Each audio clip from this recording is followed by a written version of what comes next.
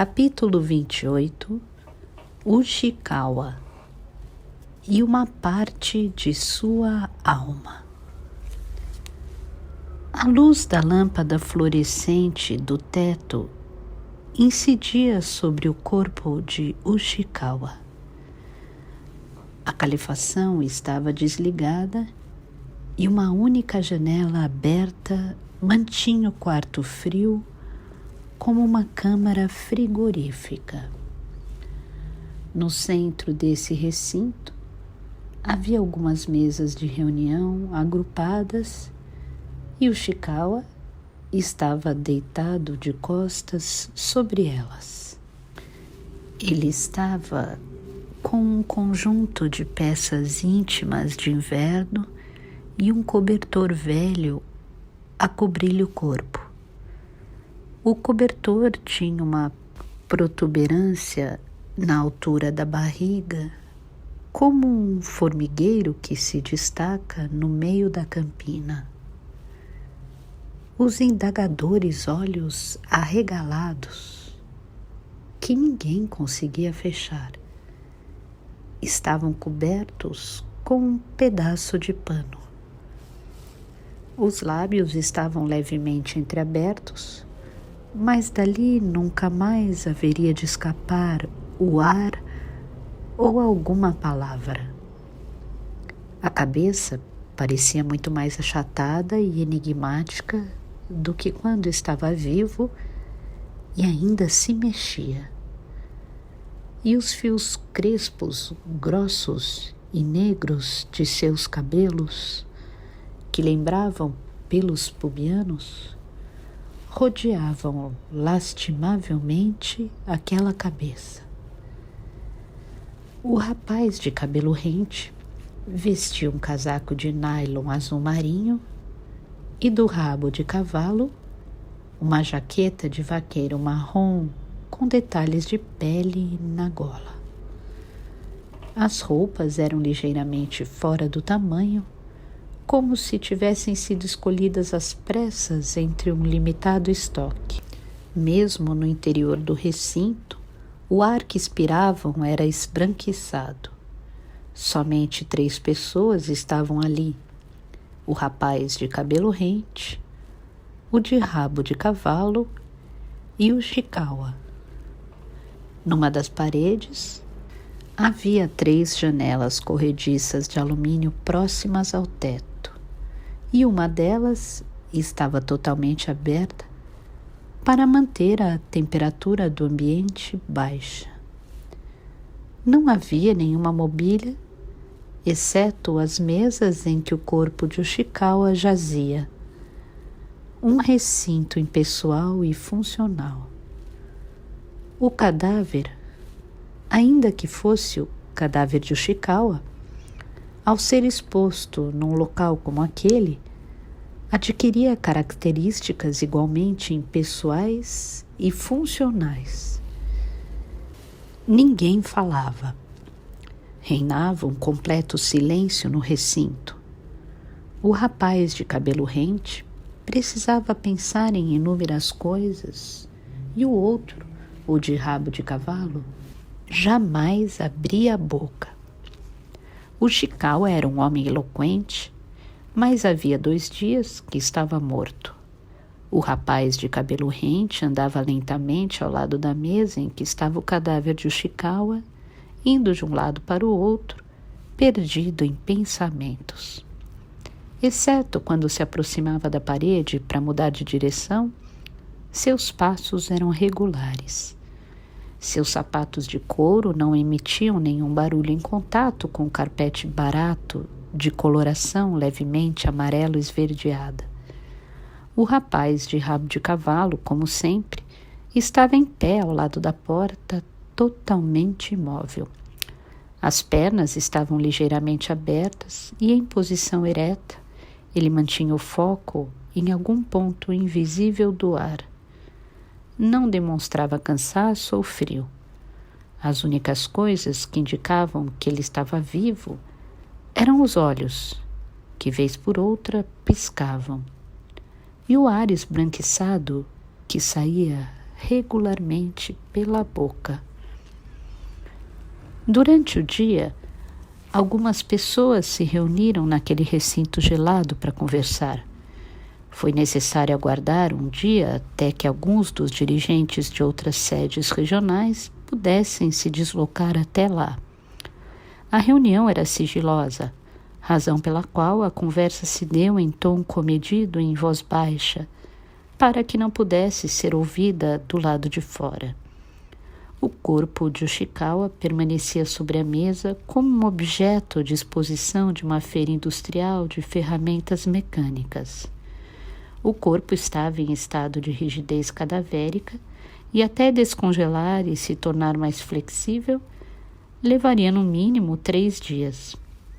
De vez em quando, as pessoas olhavam rapidamente para o cadáver enquanto discutiam questões de ordem prática.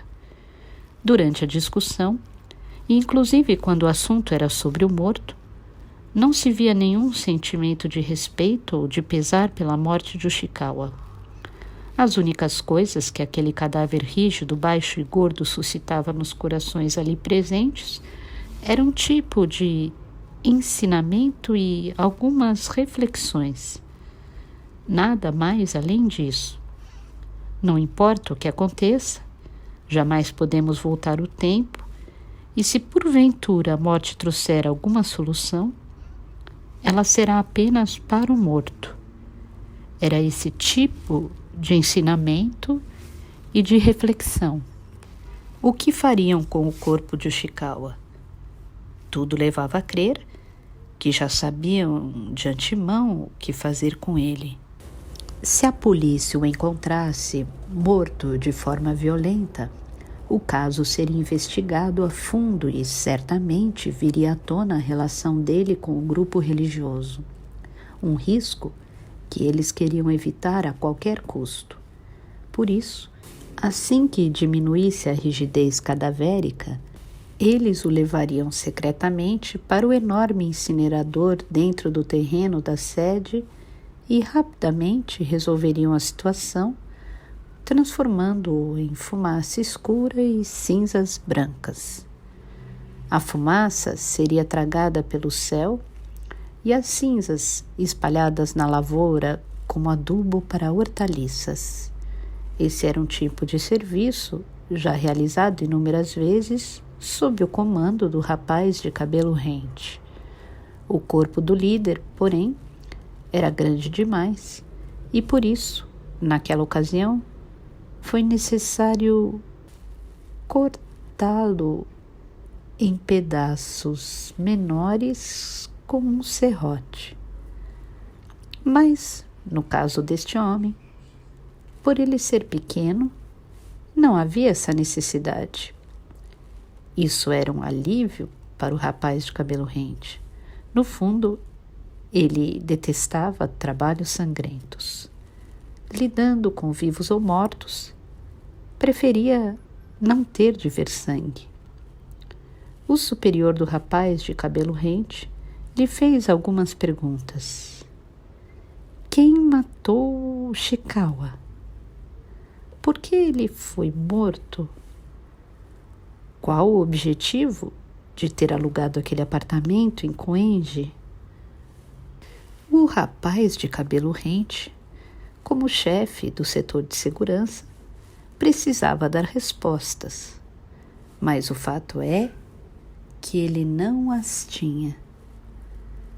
Na terça-feira, antes de amanhecer, ele recebera um telefonema de um homem misterioso informando que o corpo de Ushikawa estava naquele apartamento.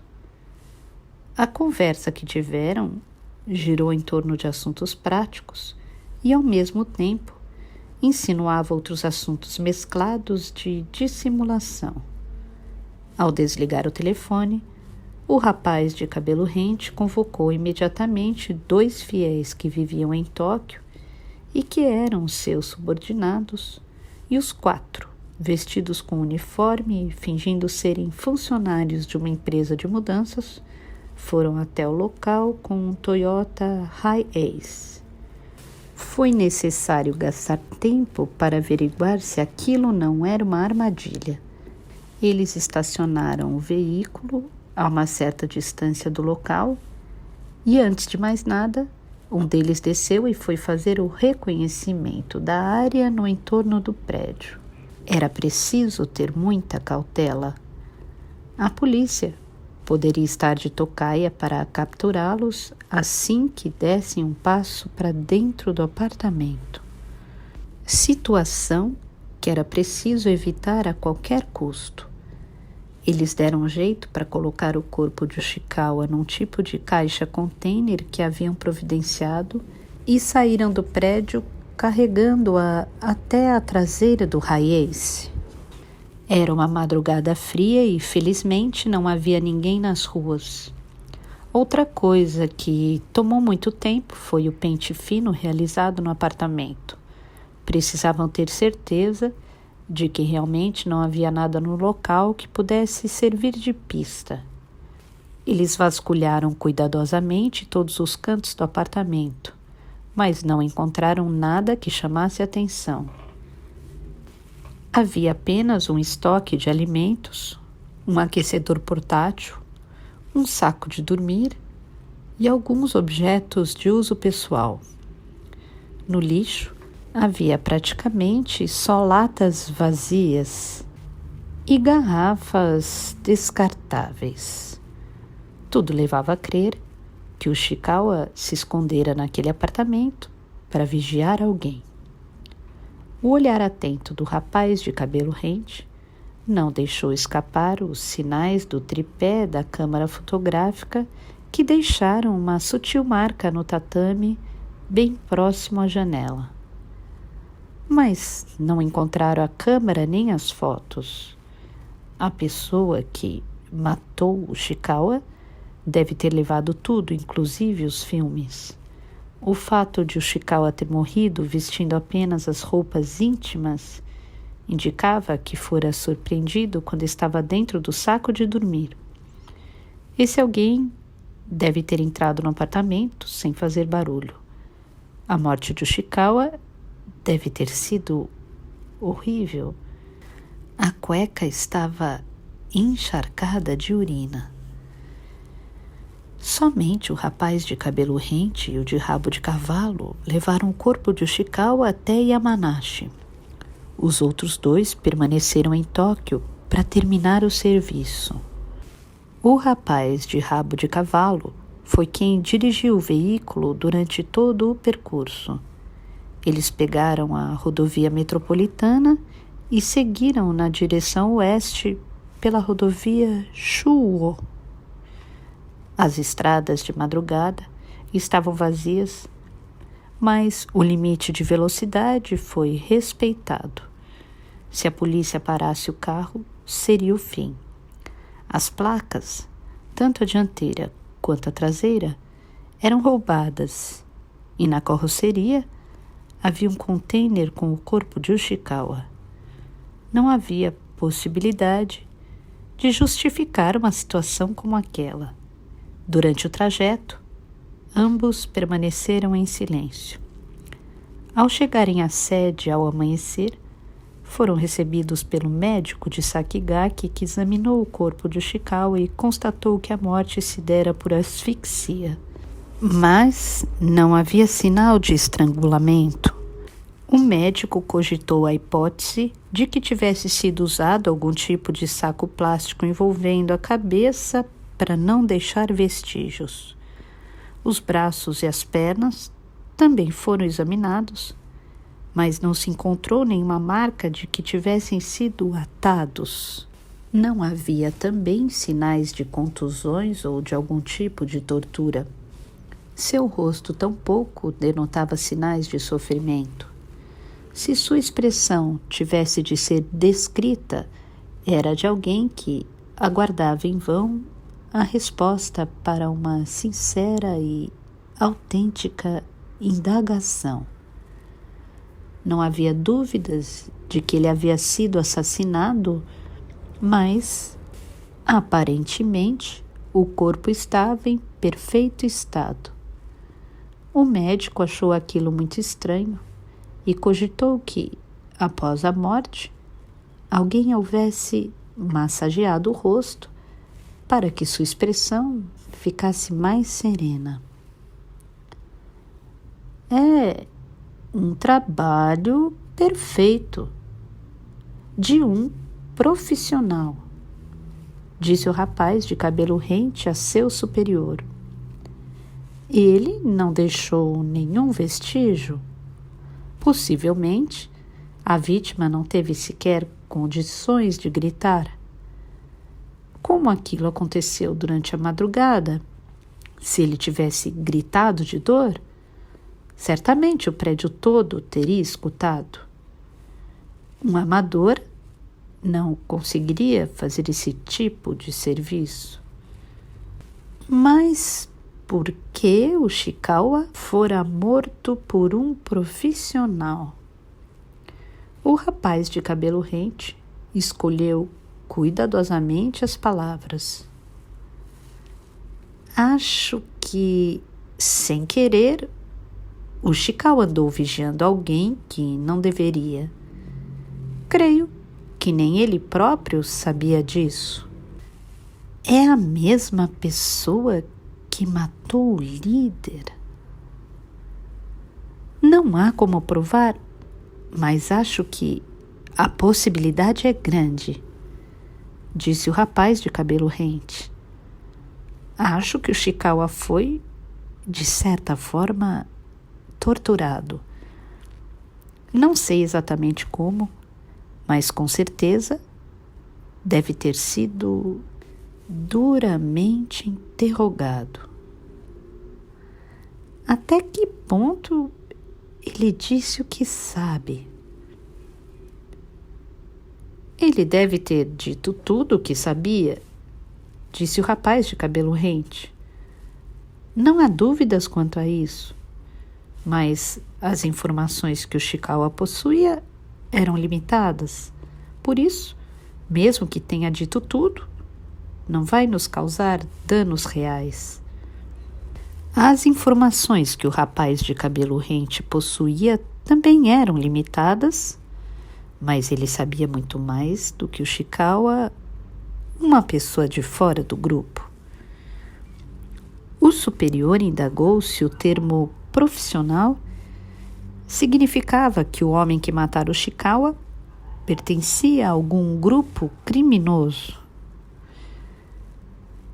Aquela maneira de ele proceder não é a das yakuza, nem do crime organizado, respondeu o rapaz de cabelo rente, balançando a cabeça, num gesto negativo. Eles agem de uma maneira mais sangrenta, com extrema violência. Jamais fariam um serviço tão refinado. A pessoa que matou o Chikawa queria nos dar um recado, que eles possuem um sistema altamente sofisticado e se alguém se intrometer, o contra-ataque será infalível. Eles estão nos avisando que é melhor não nos metermos neste assunto. Neste assunto? O rapaz de cabelo rente balançou a cabeça. Eu não sei bem que assunto é esse. O Chikawa estava agindo sozinho havia algum tempo. Cheguei a solicitar várias vezes um relatório parcial de suas atividades, mas ele sempre dava desculpa de que ainda não possuía material suficiente para apresentar um relatório. Acho que ele queria descobrir e esclarecer os fatos sozinho, para depois apresentá-los como relatório final. Por isso, morreu levando consigo as informações que havia obtido. O próprio líder escolhera pessoalmente o Chikawa e até hoje ele fazia um trabalho independente. Ele não se adequava ao sistema. Mesmo em relação ao sistema de hierarquia, eu não estava numa posição de dar-lhe ordens. O rapaz de cabelo rente precisava deixar bem claro o que era de sua responsabilidade. O grupo religioso possuía um sistema organizacional. Todo sistema possui regras e suas respectivas penalidades. Ele não queria que o considerassem negligente ou que tivesse de assumir toda a responsabilidade pelo ocorrido. Afinal, quem o Chikawa vigiava naquele apartamento? Não sei. O normal seria pensar que ele estava vigiando alguém que mora naquele prédio ou alguma outra pessoa das redondezas. Os homens que deixei em Tóquio estão fazendo esse levantamento, mas até agora não entraram em contato. Eles estão demorando muito para colher essas informações. Estive pensando se não seria melhor voltar para Tóquio e eu mesmo averiguar isso. O rapaz de cabelo rente parecia não confiar muito na capacidade dos seus subordinados de Tóquio. Eles eram leais, mas a habilidade de lidar com esse tipo de serviço estava longe de ser satisfatória. Ele ainda não havia relatado os detalhes da situação. O melhor e mais eficiente seria ele mesmo fazer o serviço. Talvez o melhor fosse verificar minuciosamente o que havia no escritório de Chikawa.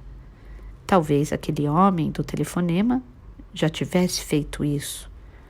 Mas seus superiores não lhe permitiam voltar a Tóquio. Até que as coisas ficassem um pouco mais claras, ele e o rapaz de rabo de cavalo deveriam permanecer na sede. Era uma ordem. O superior perguntou se, por acaso, o Chikawa não estava vigiando a Umami. Não creio que fosse a Umami, respondeu o rapaz de cabelo rente. Se a pessoa que morava naquele prédio fosse a Umami, assim que soubesse do endereço dela, ele imediatamente entraria em contato conosco. Com isso, ele cumpriria sua responsabilidade e o serviço estaria concluído. Provavelmente, a pessoa que o Chikawa estava vigiando possuía alguma ligação ou, talvez, pudesse levá-lo até o local em que ela estava. Não consigo pensar em outra explicação. Quer dizer que, enquanto o Chikawa estava vigiando esse alguém, o outro lado percebeu e decidiu colocar um ponto final. Creio que sim, disse o rapaz de cabelo rente. Ele trabalhava sozinho e acabou se aproximando demais de um local perigoso. Ele deve ter obtido alguma pista relevante e quis ver logo o resultado. Se tivesse montado uma equipe, teria se protegido mais e não iria terminar desse jeito. Você conversou diretamente com esse homem? Você acha que há alguma possibilidade de marcarmos um encontro para conversar com a Umami? Não sei dizer. Se a Umami não quiser conversar conosco, creio que não teremos nenhuma possibilidade de marcar esse encontro. Eu percebi essa nuance pelo modo como o homem falou comigo ao telefone. Tudo vai depender dela. Eles deveriam estar gratos por termos nos disposto a esquecer o que aconteceu ao líder e garantir a segurança dela. Eles querem mais informações. Por que nós queremos nos encontrar com a Umami? Porque estamos propondo uma trégua? O que, de fato, queremos negociar? Se eles querem saber isso, significa que não possuem as informações corretas. Isso mesmo. Por outro lado, nós também não temos nenhuma informação segura a respeito deles. Sequer sabemos os motivos que os levaram a planejar e executar o assassinato do nosso líder. Seja como for, enquanto aguardamos a resposta deles, precisamos continuar a procurar a Umami, mesmo que, durante o processo, tenhamos de vigiar alguém. O rapaz de cabelo rente fez uma pequena pausa antes de dizer: nós temos uma organização extremamente fechada. Podemos agrupar os membros e agir de modo rápido e eficiente. Temos consciência de nossos objetivos, uma moral elevada e, se necessário, somos capazes de dar a própria vida. Mas, de um ponto de vista puramente técnico, não passamos de um grupo de amadores. Não temos um treinamento especializado. Comparados a nós, eles são profissionais. Detêm conhecimento, agem com frieza e não hesitam em fazer o que for necessário, além de possuírem vasta experiência. Como o senhor deve saber, o Ishikawa não era um homem desatento. Como você pretende continuar a busca, objetivamente falando? No momento, a melhor coisa a fazer é descobrir a provável pista que o Ishikawa estava seguindo, seja lá que tipo de pista ele tenha encontrado. Ou seja, não temos nenhuma outra pista a não ser essa.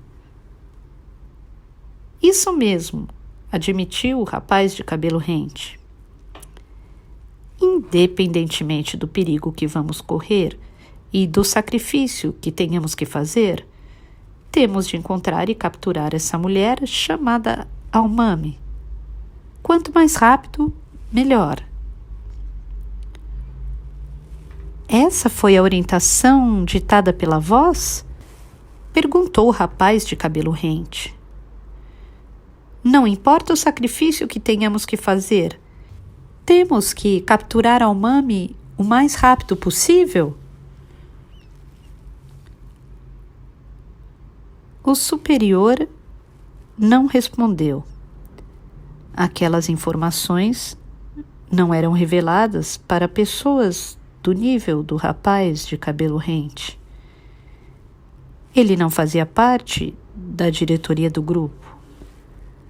Era apenas o chefe de uma unidade de ação. Mas o rapaz de cabelo rente sabia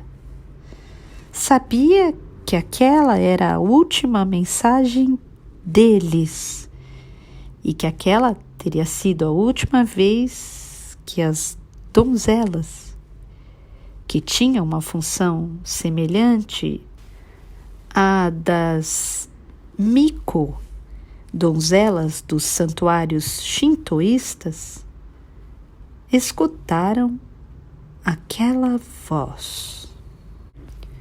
No recinto gelado, o rapaz de cabelo rente caminhava de um lado para o outro, diante do corpo de Ishikawa, quando de repente algo passou de relance no cantinho de sua consciência.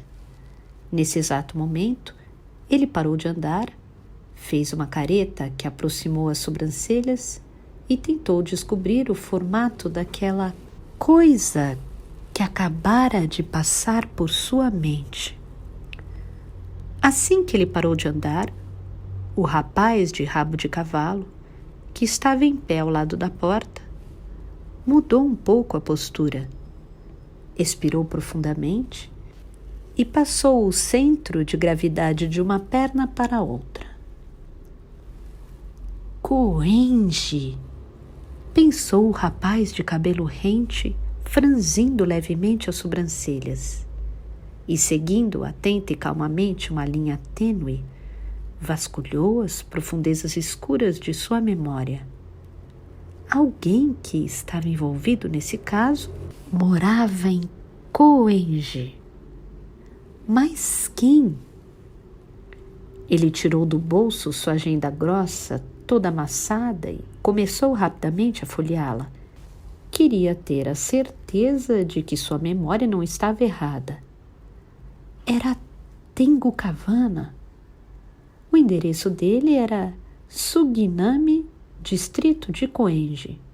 O mesmo endereço do prédio em que o Ushikawa foi encontrado morto.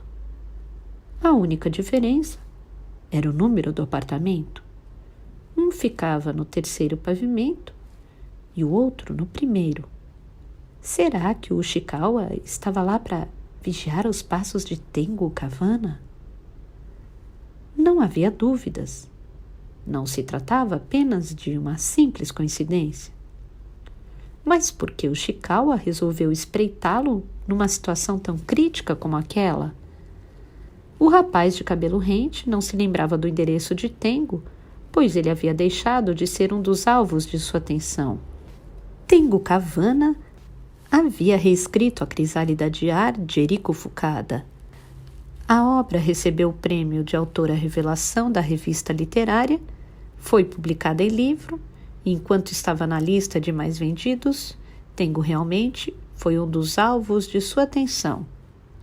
Havia também uma certa desconfiança de que Tengu tivesse alguma função importante naquilo tudo e que talvez guardasse algum segredo importante. Mas agora, sua função havia terminado. Eles concluíram que Tengu apenas reescrevera a obra a pedido de Komatsu e que recebera uma modesta remuneração por esse trabalho. Sua participação, portanto, limitara-se a isso. O atual interesse do grupo era apenas de encontrar a Umami.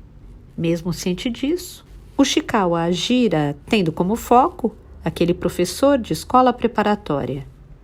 Ele montou todo um esquema e seguiu à risca essa linha de investigação. Como resultado, perder a vida. Por quê? Esse era um ponto que o rapaz de cabelo rente não conseguia entender. Ushikawa com certeza possuía algum tipo de pista e, ao que parece, ele sabia que, se ficasse grudado em Tengu, conseguiria encontrar a Umami. Foi por isso que fez questão de ficar naquele apartamento, montou a câmera num tripé próximo à janela e o vigiava havia algum tempo. Será que há alguma ligação entre Tengu e a Umami? Se houver, que tipo de ligação seria?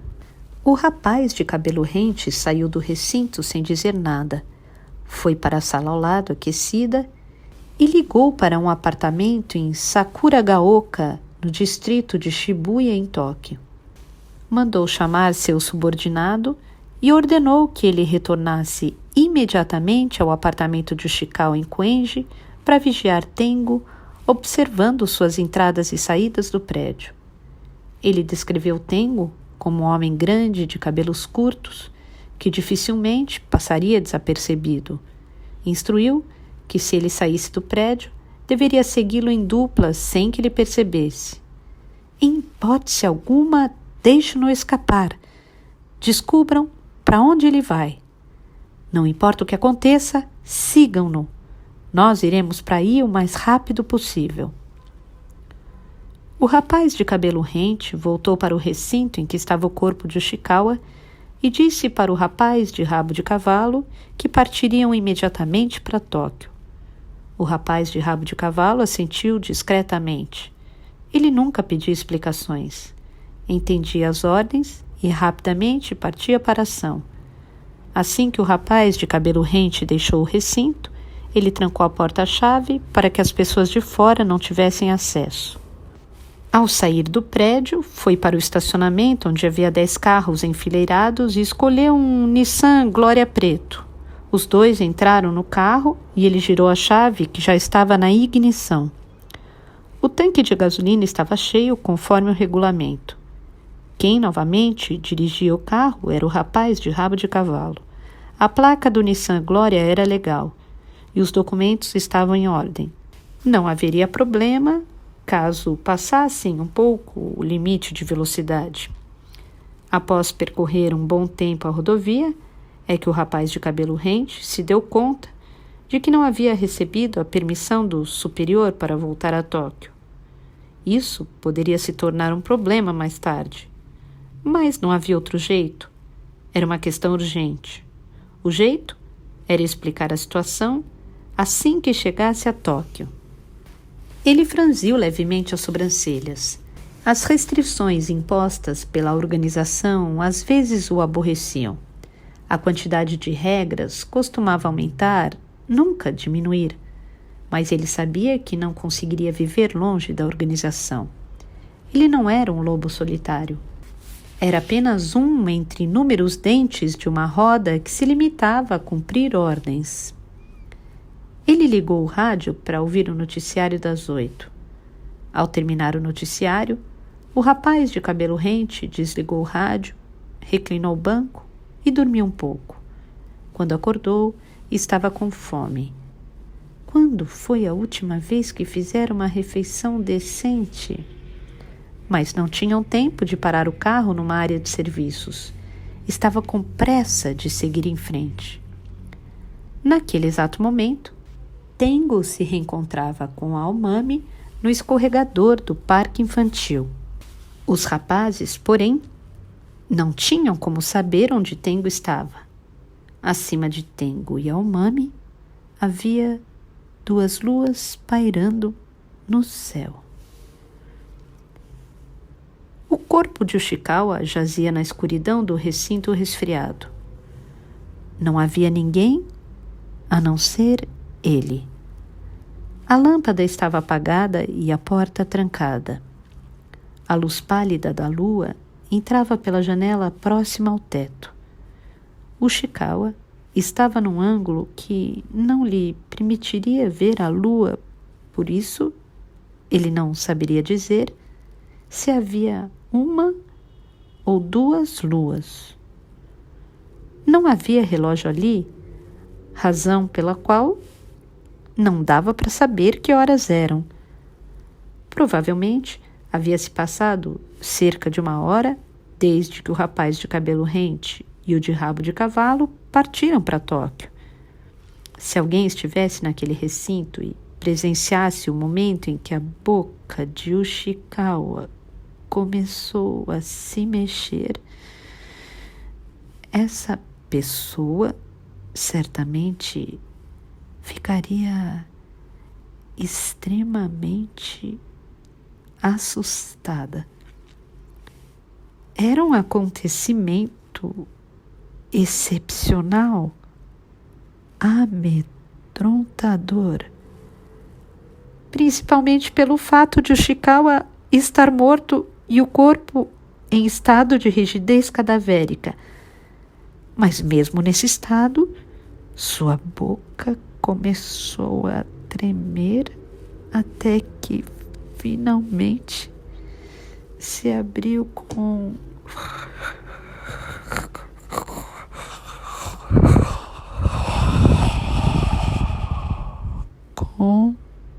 um barulho seco. Se alguém estivesse ali, ficaria apreensivo, achando que Ushikawa começaria a falar.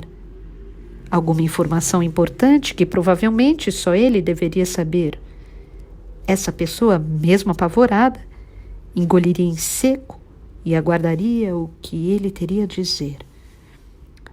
A expectativa de saber que tipo de segredo seria revelado iria ser grande. Mas da boca aberta de Ushikawa não saiu nenhuma voz. O que saiu não foram palavras nem ar, mas 6 homens pequeninos, todos com cerca de 5 centímetros. Estavam vestidos e pisando na língua esverdeada como musgo e transpondo os dentes irregulares e sujos, foram saindo em fila como os mineiros que retornam para a superfície ao entardecer após um dia de trabalho. Mas tanto as roupas quanto os rostos estavam limpos e eles não estavam suados. Eram homens que não tinham nenhuma relação com sujeira e desgaste. Os 6 homenzinhos do povo pequenino saíram da boca de Ushikawa, desceram até as mesas em que o corpo estava deitado e, conforme se chacoalhavam, seus corpos cresciam gradativamente. Eles mudavam de tamanho de acordo com a necessidade, mas nunca passavam de 1 metro de altura, ou ficavam menores que 3 centímetros. Quando atingiram o tamanho de 6 a 7 centímetros, pararam de se chacoalhar e, um por um, foram descendo da mesa até o chão. Os rostos do povo pequenino eram isentos de expressão, mas isso não significava que seus rostos eram como máscaras. Eram rostos bem comuns. Exceto pelo tamanho, eles possuíam um rosto muito parecido com o meu ou o seu. Portanto, o fato de não esboçarem uma expressão significava apenas que, naquele momento, não havia necessidade de esboçar nenhum tipo de expressão. Eles não demonstravam estar com pressa, tampouco pareciam estar sossegados. Eles possuíam tempo suficiente para fazer o que precisavam fazer. O tempo não era muito longo nem muito curto. Os 6 se sentaram no chão em silêncio, formando uma roda, sem que ninguém precisasse fazer um sinal. Um círculo perfeito, com 2 metros de diâmetro. Finalmente, um deles, sem dizer nada, esticou o braço e tirou um fio do ar. O fio tinha 15 centímetros de comprimento e sua cor era de um creme quase branco, semi-transparente. Ele colocou esse fio no chão. O próximo também procedeu da mesma maneira. Puxou um fio da mesma cor e do mesmo tamanho. Os outros 3 fizeram o mesmo. O último foi o único que agiu de maneira diferente. Ele se levantou, afastou-se do círculo, subiu novamente na mesa de reunião, esticou o braço e puxou um fio de cabelo crespo da cabeça disforme de Ushikawa. Ouviu-se um pequeno barulho breve e destacado do fio sendo arrancado da cabeça. Para este último homenzinho, o cabelo de Ushikawa é que era o seu fio. O primeiro homenzinho agrupou com suas mãos habilidosas e bem treinadas os 5 fios colhidos do ar e o fio do cabelo de Ushikawa. Procedendo dessa maneira, os 6 homenzinhos começaram a fazer uma nova crisálida de ar. Desta vez, ninguém conversava, nem marcava o ritmo. Em silêncio, eles tiravam uma linha do ar, um fio de cabelo de Ushikawa e, mantendo um ritmo regular, foram tecendo a crisálida de ar. Apesar de o recinto estar gelado, o ar que eles soltavam não era esbranquiçado. Se alguém estivesse ali, acharia aquilo estranho. Ou, como já aconteciam coisas por demais surpreendentes, a pessoa nem repararia nesse detalhe. Por mais que o povo pequenino trabalhasse assiduamente, eles não descansavam. Seria impossível tecer uma crisálida de ar em uma só noite. Seriam necessários, no mínimo, 3 dias. Mesmo assim, os 6 não pareciam afobados. Até que a rigidez cadavérica de Ushikawa abrandasse e o corpo fosse levado ao incinerador, levaria pelo menos 2 dias. Eles sabiam disso. Em 2 noites, conseguiriam dar um formato à crisálida de ar. Eles tinham o tempo necessário para isso e não conheciam o cansaço. Ushikawa estava deitado sobre a mesa, com a pálida luz da lua incidindo em seu corpo. A boca estava escancarada e um tecido grosso lhe cobria os olhos que continuavam abertos. A última cena que suas retinas viram no derradeiro instante de sua vida foi a do cachorrinho correndo alegremente no gramado do pequeno jardim de sua casa nova, que ele havia adquirido pouco tempo antes no bairro de Chorican. E uma parte de sua alma estava se transformando numa crisálida de ar.